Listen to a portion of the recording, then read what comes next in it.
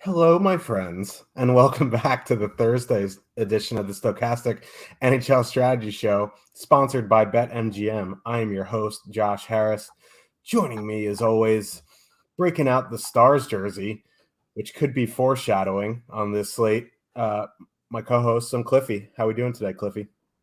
Yeah, if I remember my grade 9 English classes correctly, we do call that a little bit of foreshadowing.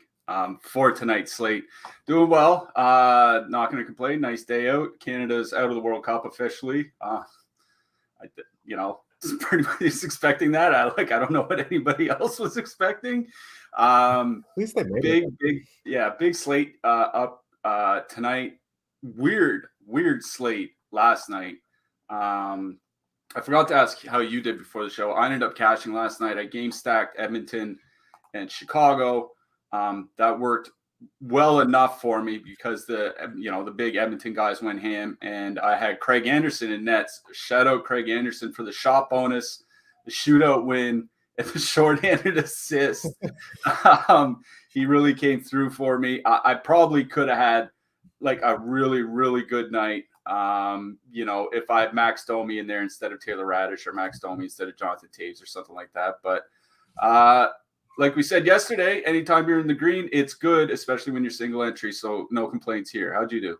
Yeah, the woulda, coulda, shoulda in single entry is mind-numbing, but it is what it is. I did pretty well. I full power play stacked the Oilers, paired them with Marner and Sandin. Sandin had the block bonus. Marner had the empty net goal after 41 tries to extend his point streak to 17 or 18, which is a Leafs record. And then I won off. I'm such a fraud. Like I had Oscar Sundqvist in there, and I was like, oh, I can't do it. So I went to Capo Caco, and he had 1.3. But I did pretty well. I almost 3x'd, which is, you take that and run. This slate, on the other hand, is spots among spots. This is really an MME paradise. If you're single entering tonight, 3-maxing tonight like myself, good luck. We'll try to navigate as best as we can for you. There are just so many, as the Hoss would say, primo spots tonight. I mentioned in our Discord earlier today when ownership came out, there are 3 double-digit spots. 2 of them have positive leverage, and the other one is barely negative. So, Bacon, don't be weird. Stop. But anyway, let's get into that slate. And before we do, please give us a like and subscribe to keep up with all of our shows, DFS offers, giveaways, and much more. Once you subscribe, hit that notification button to get alerts when our shows go live. Don't forget, almost all of our content is available in podcasts on the platform of your choice. help us out by leaving 5-star review. Bacon is just doing some unimaginable things right now, right at my feet, and I cannot stop him. But let's get into this slate, shall we? 11 games. Colorado Avalanche, 3.7 total. Heading into Buffalo, the Sabres have a 2.9. Craig Anderson went last night, so it's probably going to be Ukko-Pekka Luukkonen. For the Avs, Georgiev is confirmed. Not much. I mean, there's some pretty decent ownership on the Avs here, but they are over 24,000 to full stack. Now, Buffalo played last night. Now, on the other show, you said, the Avs are getting pretty tired. Hellebuck shut them out. Now, this is probably a much better spot here. The problem is, they're 24,000 and change to full stack. You're going to have some issues getting in some other stuff with them. So what are you doing with this game? Yeah, this is a pretty interesting game. Obviously, we talk about how, every time Colorado's on the slate, until they get healthy, until Nichushkin and Landeskog and Rodriguez and all those guys come back, it's a top-heavy team. If they're going to score a lot of goals, the top line is going to be heavily involved. Interestingly enough, I was looking through Arturi Lekkonen's game logs today, and he hasn't had a 20-point DraftKings game since the very first game of the season. Now, obviously, at that point, Colorado wasn't in the position they're in now. Nichushkin was there. Rodriguez was still healthy, et cetera, et cetera. He's been producing well and consistently well. Now, since he's been on the top line, top power play unit with all those injuries, but he just hasn't had those massive, 3-point plus a shot bonus games that you might expect for a guy skating where he is. And he's a good player, as good as he is, with as many minutes as he is. And that's kind of interesting to me because I think, you and I talk about a lot, like if you're going to stack a top-heavy line like this or like Boston won when they're on the slate or something like that, you should try to use all three players. But I think there is a case to be made for simply leaving Arturi Lekkonen off that stack. You can leave him off, put on JT Compher. I know people aren't super excited to play JT Compher, but it'll save you over $3,000 on that stack. And if Lekkonen's not going to put up a 24 DK point game or something like that every once in a while, like I don't think he's, you don't necessarily have to play him. So I think I think that's a pretty reasonable way to get cheap here. They're still generating a lot. As I mentioned in my picks article today, bring it up real quick, over on Stokastic.com, free for everybody to read. Nathan MacKinnon is brought up. I wrote about him. He's actually averaging his best points per game of his career with 28 points in 20 games. The problem is that a lot of them are assists because he's shooting under 6%. Our old buddy in Discord, Mr. Goodman, made a point maybe about a week ago about how McKinnon's probably not a player that's ever going to have a high shooting percentage. And I actually kind of agree with that. Like, there's not a lot of deception to his shot. He just shoots a lot, and it's pretty hard. So I don't think he's ever going to be a 14% player, but he should be higher than 5.6%. So I think you can do MacKinnon, Rantanen, Compher, something like that here. It is a pretty good spot going up against Buffalo. Buffalo allowing the most goals against at 5-on-5 of any team in the league in the month of November. Fourth most, goals against of any team in the month of November. Most goals overall when you include the penalty kill, because the penalty kill has been struggling. With that Colorado power play as good as it is, I think that's kind of what I'd do if I was going to Colorado here. I think you can leave Lekkonen off, put on Compher, save, $3,300 or whatever it is, and then you can still fit a decent secondary stack with them. On the Buffalo side, the top Buffalo line has got to be in play here because, I don't think that Newhook Galchenyuk line is going to be very good defensively, but the Logan O'Connor Cogliano one has been. But the Buffalo top line is probably going to see a fair bit of the Colorado top line, and that Colorado top line's defensive numbers have been sliding as they get more and more usage. Like maybe they are getting a little bit tired, and the defense is what's suffering from it. Georgiev has been saving them mostly game in and game out, which is why they've still been winning games, that 5-0 shutout aside. So I think both top lines are really in play here. I do like the spot for Colorado. The Buffalo top line loves trading chances back and forth. Like we said, the penalty kill is not very good. Colorado does draw, above average power plays in this game. So I'm a big fan of the Avs here. I'm not sure if Artturi Lehkonen is necessary if you're stacking Colorado. Yeah, that's a good point. And while you were talking, I looked specifically at the two games in Columbus when they were in Finland. And yeah, he topped out at 17.4, and that's perfectly fine. But he was also like $4,000 then too. Now he's in the mid sixes, and yeah, like if he gets a goal and assist on the shot bonus, that's going to get you 24 points. But he just hasn't done that this season. And you can put in Comfort there, save the 3,300, like you said, and hope Comfort donks an assist or donks a goal on the power play. So yeah, if you're struggling to fit it, or you could just leave him off altogether and just go McKinnon, Rantanen. You know what I mean? Or like McKinnon, McCarr, or something like that. Like he's not necessary. I think you can put him in if you want to.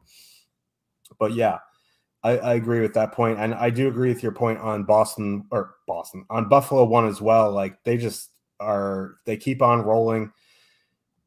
Colorado has been kind of bailed out by Georgiev, except for the last game. You know what I mean? Like defensively, they're not great. The penalty kill isn't great. So yeah, I think there is a lot of merit to going back to Buffalo here, and their total has crept up during the day. When I was doing, prep in the morning, doing our run sheet for the show, which was around like 10 a.m., they had a 2.7 total. It has gone up to 2.9, and yeah, it might hit 3 before the end of the day. So yeah, I do think there is some merit to going to some Buffalo here.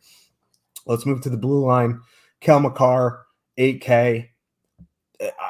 I don't even know if it's possible. You're gonna have to check out the lineup builder to fit Colorado 1 and McCarr without having to use like 3 Michael McLeods with them. But like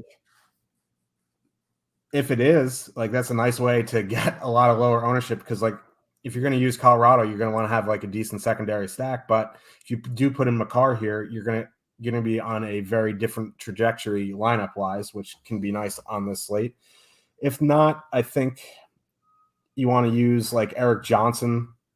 His peripherals have been pretty good this season. He has 3,700, which might be a bit difficult difficult pill to swallow, but I don't mind him. On the Buffalo side, it's probably just going to be Henry Jokiharju.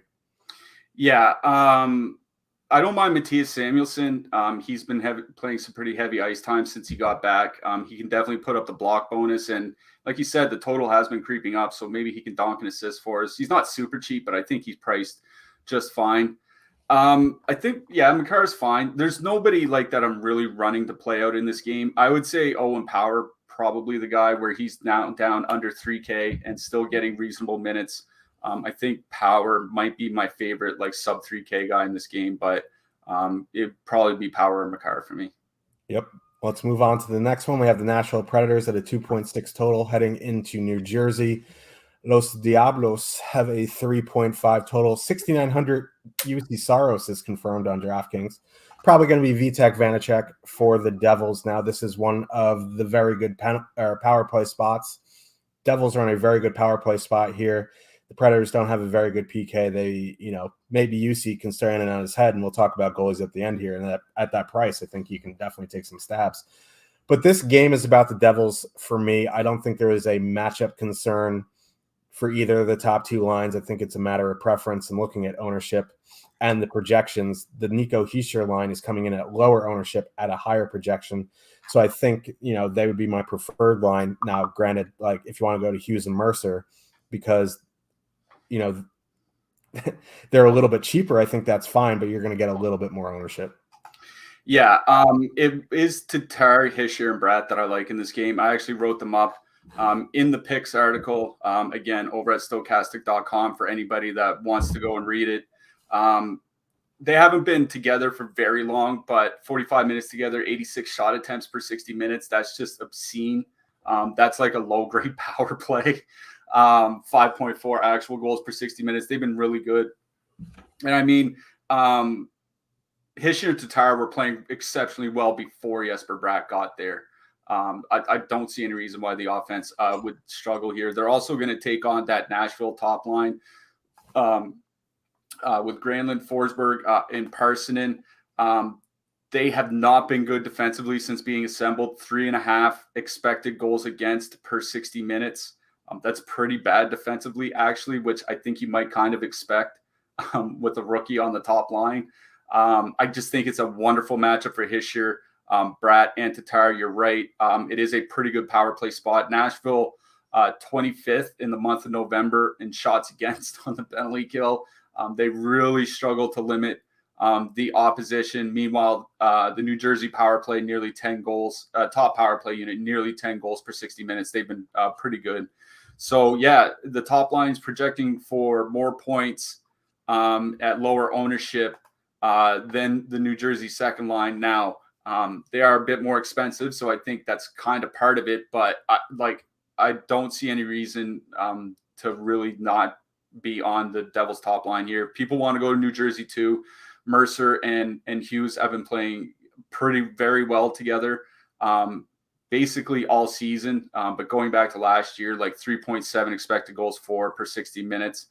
Mercer's been up around 19 minutes a game now that he's gotten higher slotting in the lineup plus power play time. So no problem with New Jersey too, if you want to use them as a secondary. But I think that New Jersey top line is nice as a primary stack, and it's at a price point where if you want to go out and put in, an expensive defenseman like we just talked about, like a Dahlin or a Cale Makar, I think this is one of the primary stacks that you'd look to. So I do like the New Jersey top line here. Probably nothing for me on the Nashville side. These lines just don't appear as if they're going to be very good. Duchesne playing with Sissons and Jeannot. Sissons and Jeannot have had a real tough season, especially defensively to this point. And I don't see Duchesne helping out enough in that regard. They're just trying to spread the offense across 3 lines. And I think it's just kind of weakened every line without giving any of them a lot of strength. So probably nothing from me from the Nashville side among their forwards. I like the Devils top line here.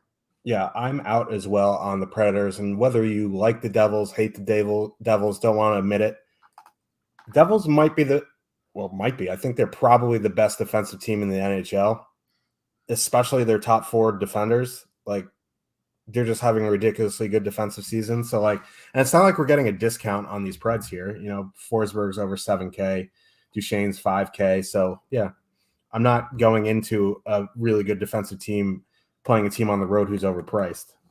On the blue line, if you want to play Yossi, I think that's fine, but he's 8,700. That's wildly expensive. If you get there organically, you get there. I think Matthias Ekholm's fine. On the Devil side, if you want to correlate with Dougie, that's fine. Otherwise, Graves. Marino probably is in, but it's probably just Dougie or Graves for me. Yeah, Graves was another guy that I wrote up in that picks article. I also wrote it before morning skates. So like you said, it looks like Marino's probably going to play. Probably keeps Graves' ice time down a little bit, but I think he's still fine. The other guy I mentioned him on the last show, is Alex Carrier on the Nashville side. He's been playing more of late. He's been getting close to 20 minutes a night. New Jersey likes to shoot a lot. I think he's a guy that can put up a block bonus on DraftKings for cheap here. I like that call there. Let's move on to the next one. Tampa Bay Lightning with a 3.5 total heading into Philadelphia. The Flyers have a 2.5 total. Andrei Vasilevsky is probable. Carter Hart is confirmed. Flyers running back Joel Farabee, Lucas Sedlak, Kevin Hayes, then Scott Lawton, Noah Cates, Zach McEwen, Nick Delorier, Morgan Frost, Owen Tippett. That is probably one of the worst top 9s I've ever read on the air in 3 seasons. I like Tampa here tonight. They're getting about 7-8% the top line here projected. Their projections are pretty good. It's a good power play spot. They're fully correlated. Tampa Bay one night for me. Yeah, I agree with that. I don't think there's there's really no matchup concerns that we should be looking to against this Flyers team. Hayes and Farabee, not a huge sample without Travis Konechny, but when he was there, they really were struggling defensively. If that's the shutdown line they're throwing out against Tampa 1, it could be a pretty long night for them. That Tampa top line was great in November. 140 minutes together, 3.6 expected goals for Kucherov. Still shooting a lot, game in and game out. The one thing that's kind of concerning me is Brandon Hagel's not really doing anything on the power play. Like, he's on the power play, but he's not shooting. He's it seems like he's more of like a dummy, maybe a little bit of a playmaker type guy.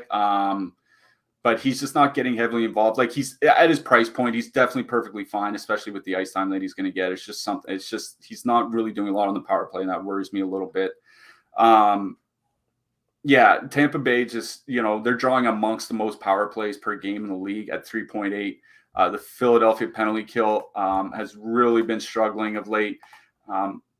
They're sitting bottom 5 in the league by shots allowed. While on the penalty kill, it's just Carter Hart's actually still kind of held them in games. So, yeah, Tampa won here, I think, in a pretty good spot. The Tampa second line, their numbers have been starting to fall off a bit.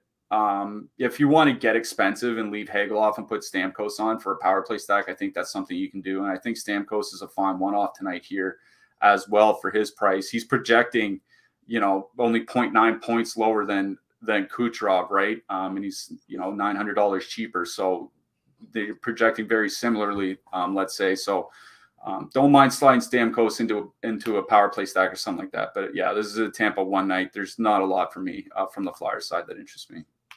Yeah, I mean, if you want to one-off some guys on the Flyers side like Farabee or Noah Cates or Provorov, I think that's fine just because Tampa's penalty kill, not exactly great, although the Flyers power play, not exactly great. Let's move to the blue line. Nothing really for me on the Tampa side. If you want to include Sergachev in a power play stack, that's fine, but that's really about it. Same on the Flyer side. Like, if you want to, use Provorov or, I think Provorov's a better play if Tony DeAngelo is still out. We'll have to wait and see as a game time decision. Rasmus Ristolainen or Travis Sanheim are fine as well. Yeah, I would say with the Flyers, a lot depends on DeAngelo because, I think Sanheim can play 21, 22 minutes if DeAngelo's out. I think Provorov can play 25, 26 minutes if DeAngelo's out. If DeAngelo's in, I think they all get hit a little bit. So we definitely have to see if he's in. If he's out, I do like Provorov here tonight. Probably him and Sanheim are the only defensemen I like in this game. Like, I still don't have interest in anything on the Tampa side. They're either not doing anything or they're overpriced. Yeah, I agree. I see there are 110 of you here, so let's have a little story time, shall we? We are sponsored by BetMGM, and we have a no-brainer offer for you. Bet $10, win $200 if any team scores a goal during the World Cup. It has happened often during this World Cup, if you've seen. Click the link in the description to sign up. The bet must be on a pregame money line. So here we go. A lot of you guys have signed up for BetMGM, which is great, but you're just not going to get the $200 by just signing up. If you're going to sign up, just deposit the $10. If you're going to take the time to sign up, it's very easy to deposit just $10. Bet it on one of the games coming up tomorrow. Doesn't matter which one, just bet $10. It could be on a massive favorite. Doesn't matter. As long as it's a pregame money line, you bet the $10, the game settles, you get $200 in free bets. So if you're going to take the time to sign up, you might as well get the $200 in free bets. This ends Sunday as well. So what are you waiting for, my friends? I see all of you in here. Now there's 115. I know at least some of you don't have a BetMGM account, especially if you're in Maryland where sports betting just became legal. Congrats to you guys. But yeah, sign up. This offer is available in all states except New York, Pennsylvania, Mississippi, and Ontario. So you have until Sunday. You're not going to get it by just making the account. You got to make the account, deposit 10, bet it on a pregame soccer game, pregame money line, get 200 in free bets. Then you can take that 200, bet it on the big dog plus money prop of the night, profit, and go from there. So let's move on to the next game. We have the Vegas Golden Knights with a 3 total heading into Pittsburgh. The Penguins have a 3.1 total. Lines looking the same on both sides here. Both sides not generating a ton of ownership here. The Knights total has come down almost a third of a goal throughout the day. I still kind of like that top line. I know they haven't been great recently, but this is a fairly decent power play spot. Not the best. The total is going to keep the ownership depressed. I think in 1 to 3, I'm not going to get to Vegas, but like in MME, getting this line under 3% fully correlated in a decent power play spot is nice to have in your portfolio. On the Pittsburgh side, I think either of the top two lines are fine. Probably the same boat, not going to get to them in 1 to 3, but they will be in my MME portfolio. Yeah. Okay. So on the last show, we talked. I agree with you with the real low percentage Vegas won. I think they're an MME target, but we talked on the last show about how their numbers had been sliding a little bit. I think it was on Saturday's show actually, and then they went and got their brains beat in by Vancouver. I was looking at what Vegas has done. Vegas went into Buffalo a few weeks ago, and Jack Eichel had that hat trick game against the Sabres. It was a real big game for them. Since that game, that line has played about 110 minutes together, 2.4 expected goals for, 2.2 against, 2.8 actual goals for. Eichel has 7 points in 9 games, averaging 3.5 shots a game. That's not really that great for a guy that's priced at $8K. And I looked at the teams that they played. St. Louis, San Jose, Arizona, Edmonton, Vancouver, Ottawa, Seattle, Vancouver, Columbus. That's not exactly a murderer's row. Like there's no Boston, there's no Dallas, there's no Carolina, there's no any of those. So are you okay? So that's a loaded question. Okay. So, I just don't think that they're necessarily playing very well of late.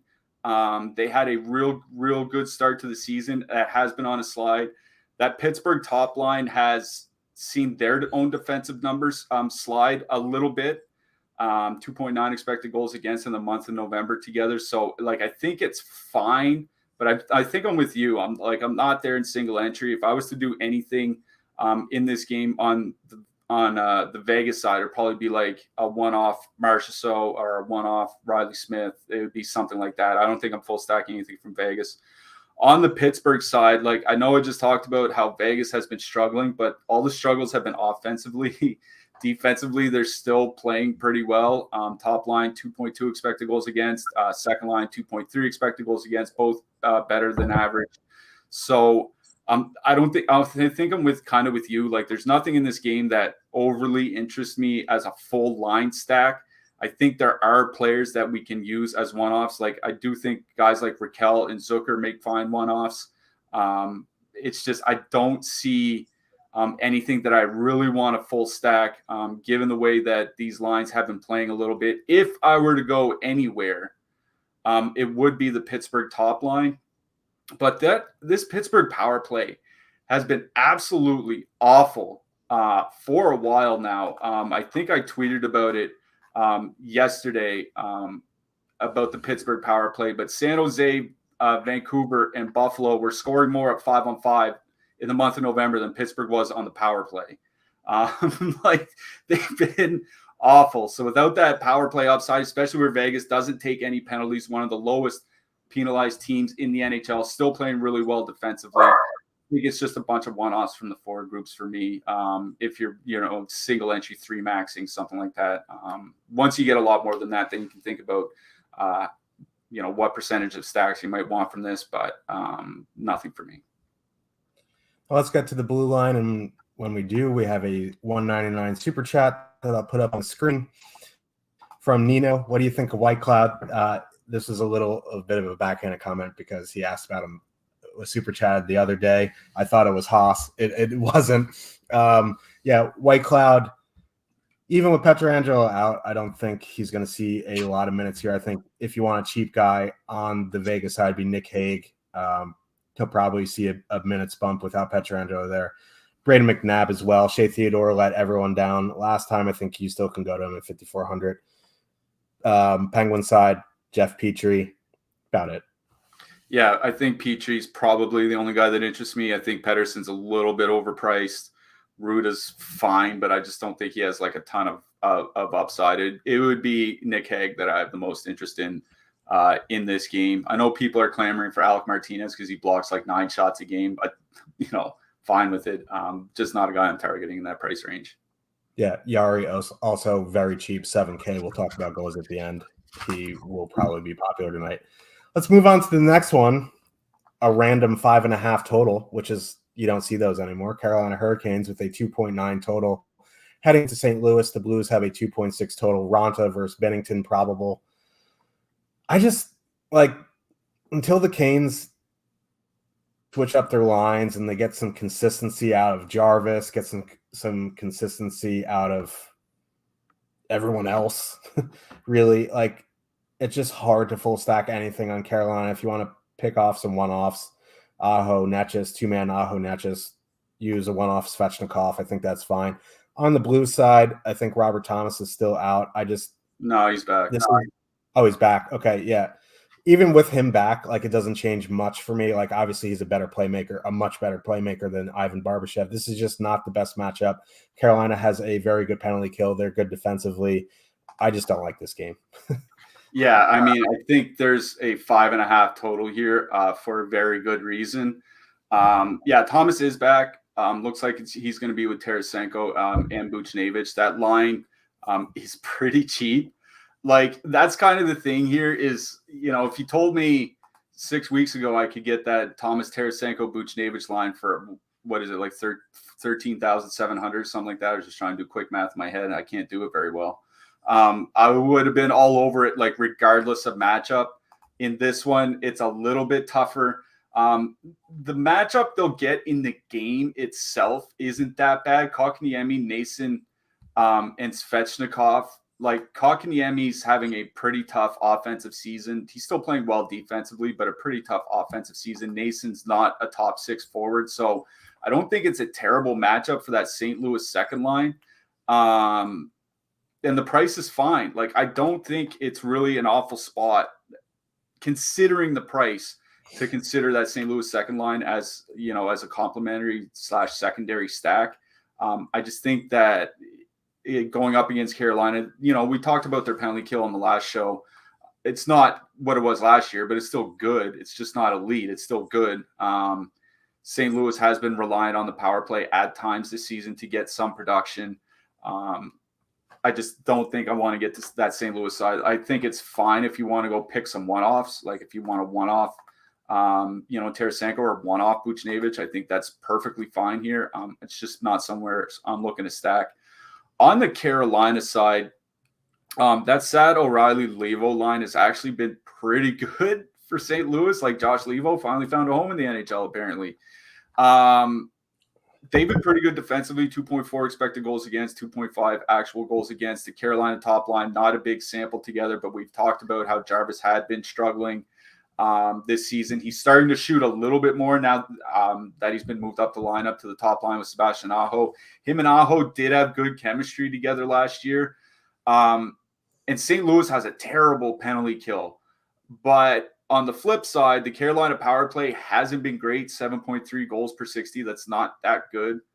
They do change up their lines a lot, and St. Louis is the least penalized team in hockey. So I honestly think my favorite play in this game might be Andrei Svechnikov. I know I just kind of trashed Kotkaniemi, but that St. Louis second line, Thomas Tarasenko Buchnevich, has been pretty bad defensively this year. Even the St. Louis third line has not been good defensively. I think that middle six can be attacked. And we've seen Svechnikov have massive game after massive game this season, and he's priced very reasonably tonight. I'd say Svech is probably one of my favorite high-ish end one-off wingers on this slate. Other than that, like, I might have a little bit of interest in that Thomas Tarasenko Buchnevich line. But I don't think they're going to end up in my lineup, but I just, man, there's something about it. I like that price. And you know what I mean? Like, it wouldn't surprise me if in 2 months' time, they're like $4,000 more expensive. So it's tough. If I was 20 maxing tonight, I would definitely have some of that St. Louis 2 line. I can tell you that much, even in a low total. Yeah, I agree with that. 20 max for sure. I have some 1 to 3 maybe, but like, I doubt it. On the blue line, not much there. Like, Burns is fine. Pesci's fine.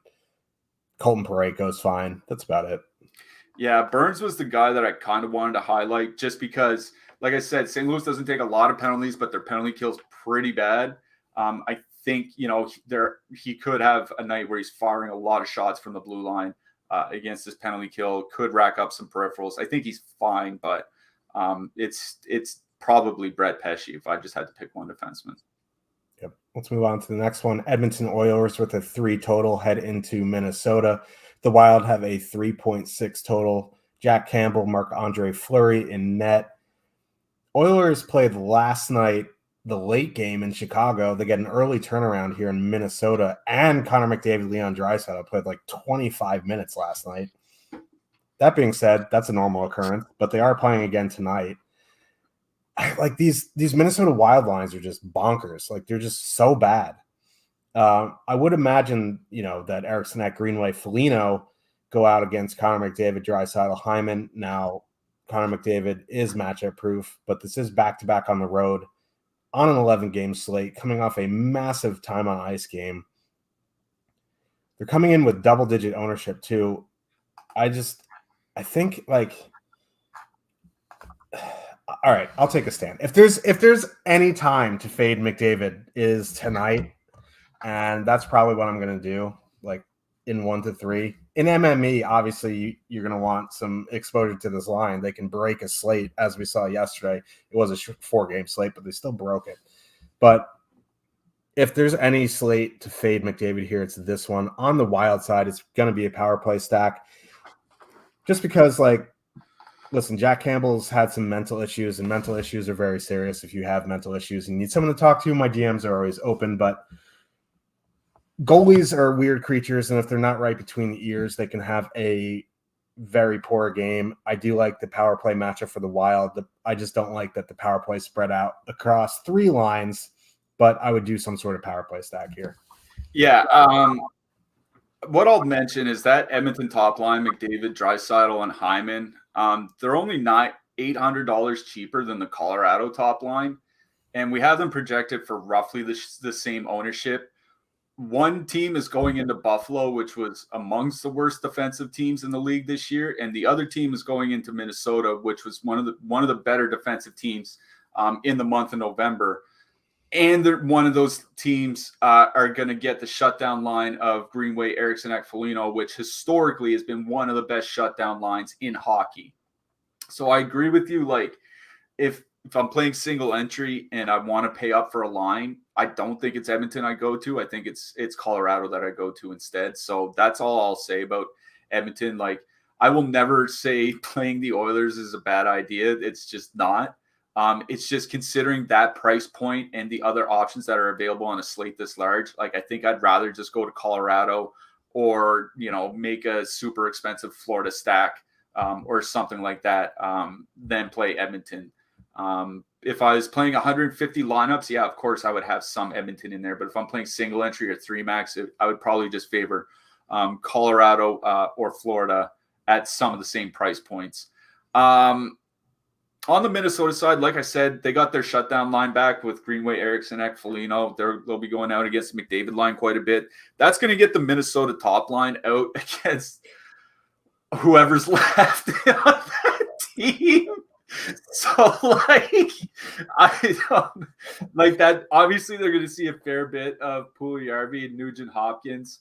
The defensive numbers haven't been bad there, but they're also going to see some of the Derek Ryan, Devon Shore line. Like, I think it is going to be a very good matchup for this Minnesota top line against that middle 6 for the Oilers. As we mentioned on yesterday's show, the Oilers are one of the most penalized teams in the league. It's only Arizona that takes more penalties per game. So Minnesota should see quite a bit of power play time here, especially with Edmonton on that road back-to-back. So yeah, I do like the top line here. Like, if you want to keep it cheap, reasonably cheap, and leave Steele there, I think that's fine. He's cheap enough where if he only puts up like 2 shots and nothing else, like, he won't kill a lineup. Because you should be able to build around that. But, if you want to just turn it into a power play stack and move Eriksson Ek in there instead, or Boldy in there instead, or something like that, I think that's more than fine. But it's the Minnesota top line that I like here. I wrote up Kirill Kaprizov in the picks article. He had 16 points in 12 games in November, and the team only scored 2.1 goals per 60 minutes of 5-on-5 with him on the ice. Like, there's a lot more upside to him than what he showed if they start figuring it out at 5-on-5. So Kaprizov, Zuccarello, And then, if you want to put in Steele, I think it's perfectly fine. Boldy, Eriksson, but it's specifically Kaprizov and Zook that I like here. Yeah, I agree there. On the blue line, if you want to add in Kale and Addison, I get he just doesn't do too much. So probably Dumba or Goligoski, not Goligoski, Dumba, Spurgeon, Middleton for me. On the Edmonton side, there's just nothing that I really want to play. Nurse at 4,600 is fine. Yeah, Spurgeon's interesting to me here because Jonas Brodin is going to be out tonight. Obviously, Kalen Addison is running the power play, and it's a very good power play spot. But I got to imagine that Spurgeon sees a lot more ice time here with no Brodin. So I don't mind Spurgeon as one of those mid-4 guys. It's still a good spot at 5-on-5. Edmonton's just not a good team. It's just that simple. So I do like Spurgeon here. On the Edmonton side, yeah, it's back to Darnell Nurse until his price gets back up over 5K. I like where he is. Let's talk about OddsShopper for a second, shall we? Make your best bets in 30 seconds or less with OddsShopper.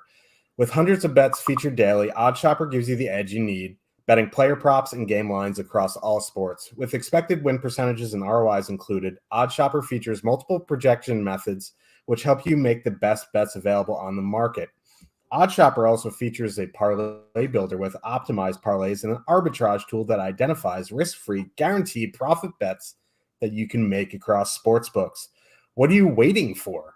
Click the link in the video description below to sign up for free with OddsShopper and start making smarter bets now. Now, most of the site is free. There is some premium stuff that gets you into our sports betting discords and stuff like that. But OddsShopper is an unbelievable tool. Use it a bunch with the plus money props that I put out daily on Twitter. Let's move to the main event of the evening.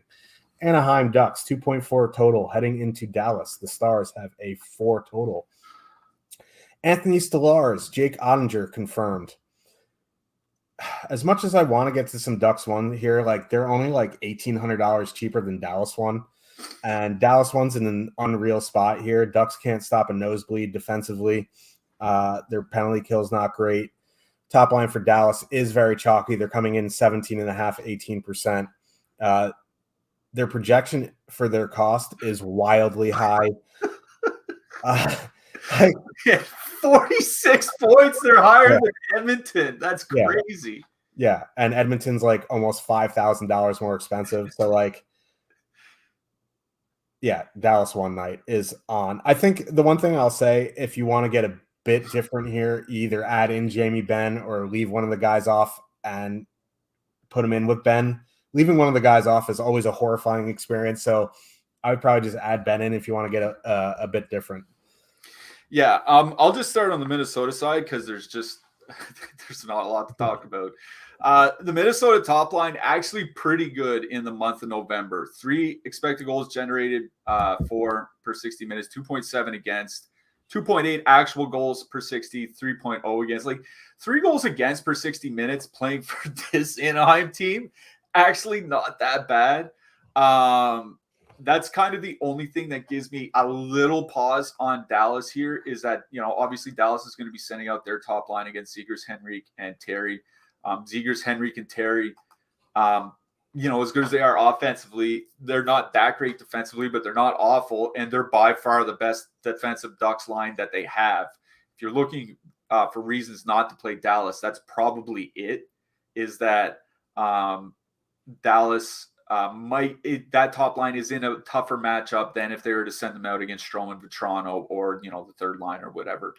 And I do think that Anaheim top line, Dallas's top line, their defensive numbers sliding a little bit, only a little bit better than the Anaheim top line defensively in the month of November. 0.2 expected goals difference between the two lines. And Dallas is one of the most penalized teams in the NHL at 3.9 times shorthanded per game.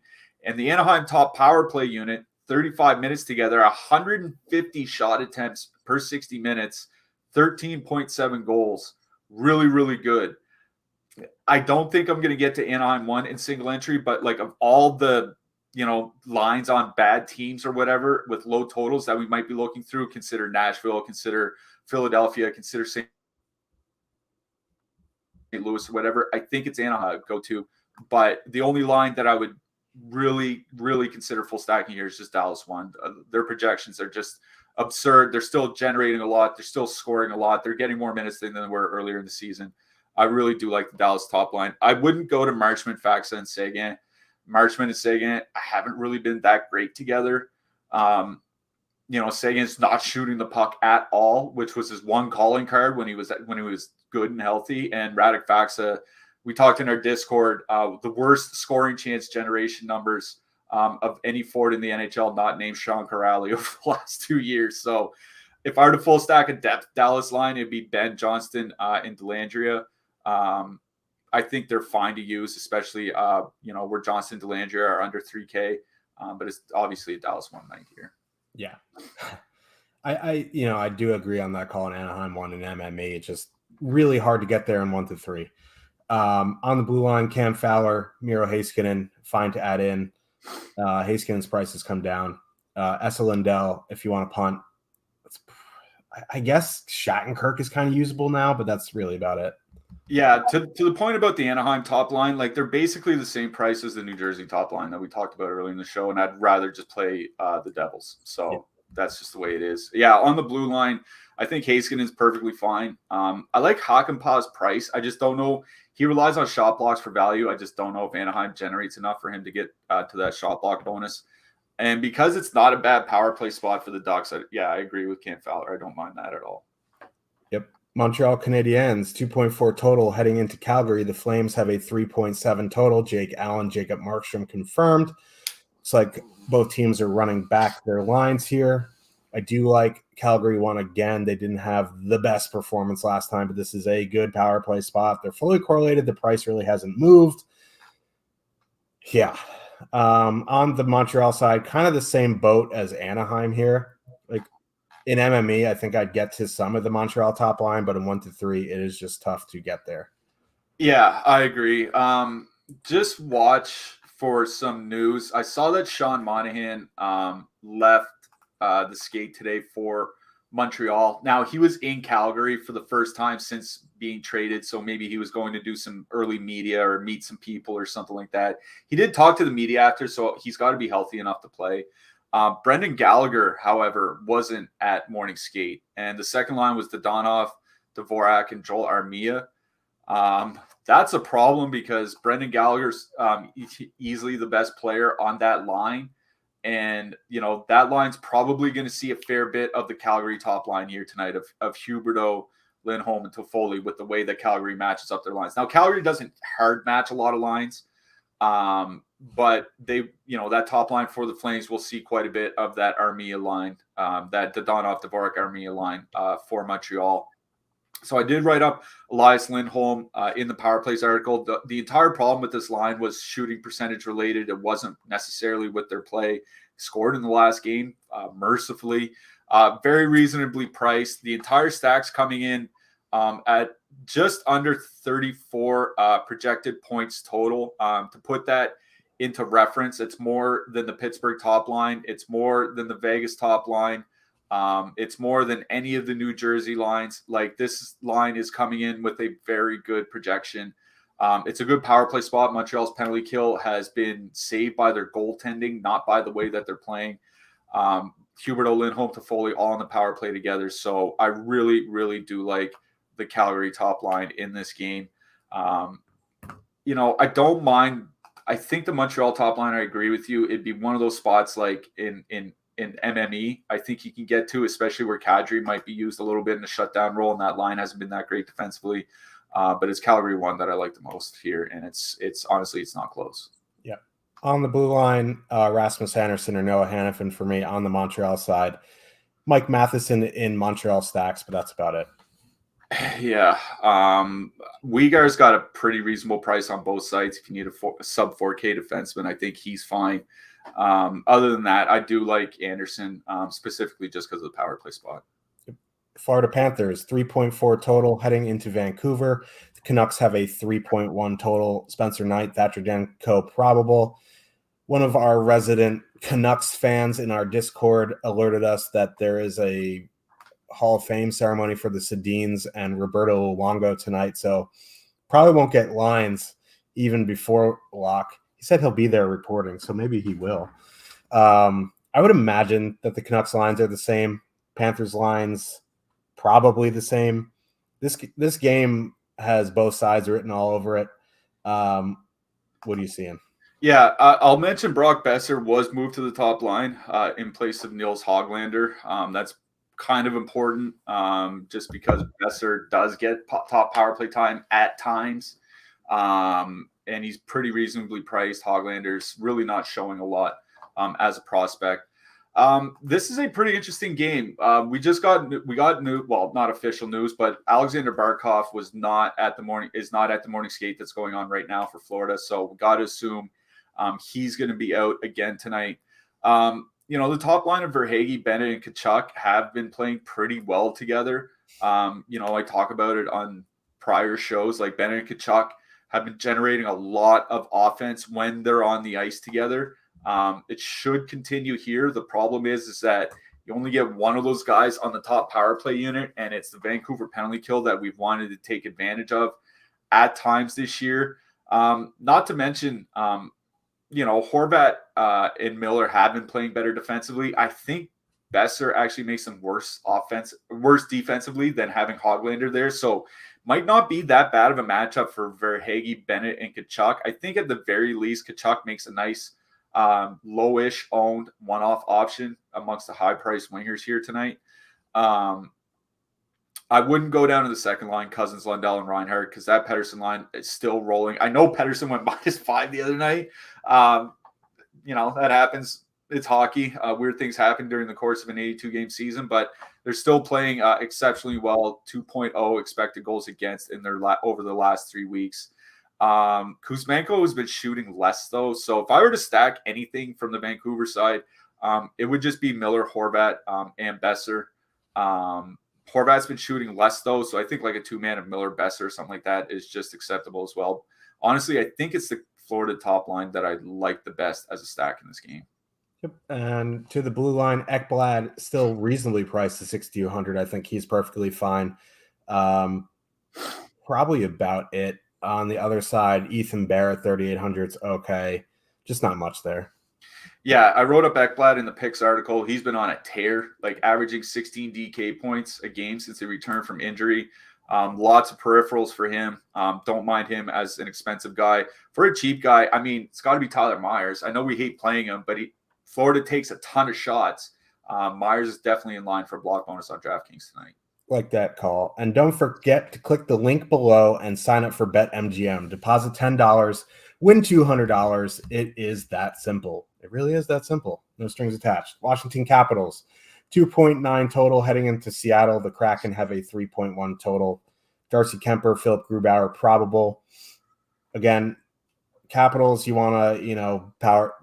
I think Ovechkin's a fine one off tonight. Power play stack. I'm not going to full on stack anything.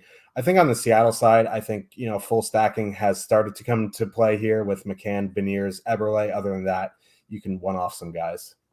Yeah, what I mentioned in the Power Plays article is how Seattle has been running their lines lately. And what they've been doing is putting the Gord and Bjorkstrand line out against second lines. That means against Kuznetsov and Milano and Oshie. Not a big sample with that trio, but Kuznetsov and Milano have been pretty bad defensively since Milano got to Washington. Not really surprising. Not that Gord and Bjorkstrand and Tanev have been good defensively. They haven't either. So I think it's good matchups for both second lines. I guess the Gord line's technically the third line, but you know what I mean. But it's a good matchup of 5-on-5. So I don't mind a two-man of like Gordon Bjorkstrand or Gordon Tanev even. If you need something super cheap to afford the Colorados or the Edmontons or something like that. On the Washington side, it's just to the top line. The Wenberg line has been trading chances at times. Washington top line has been generating a lot of expected goals, just not a lot of goals just yet. And Oshie coming back has really helped turn around that power play from being absolutely awful to at least, average, which is something. Yeah. This game, this is another, of the 11 games, this might be my second least favorite, but I just don't like Caps games. If you're a Caps fan, I don't mind you, but Caps games, miserable. John Carlson on the blue line, I think, is still rolling along. He's fine at 7,100. Martin Ferravari, fine with a punt. Vinny Dunn, Adam Larson, Carson Soucy. Yeah, Ferravari probably the guy I like the best. He's been getting more minutes, like 20, 21 minutes of late. I think he's another one of those cheap guys that can get a block bonus here tonight. Yep. Last game of the night could be a sneaky little late hammer here. Arizona Coyotes with the 2.4 total. Heading into Los Angeles, the Kings have a 3.6. Looks like Arthur Kaliev is up with Gabe Vilardi, which is kind of nice. Whether the minutes go up, that remains to be seen. This is a Kings game for me. Although, if you want to go to Arizona 1, I think this is a decent time to do it. Although on an 11-game slate with a 2.4 total, I don't know if I do it in 1 to 3. Yeah, I don't mind the Arizona top line here. Like we always say, the Kings top line, good offensively with Kevin Fiala there, but not good defensively.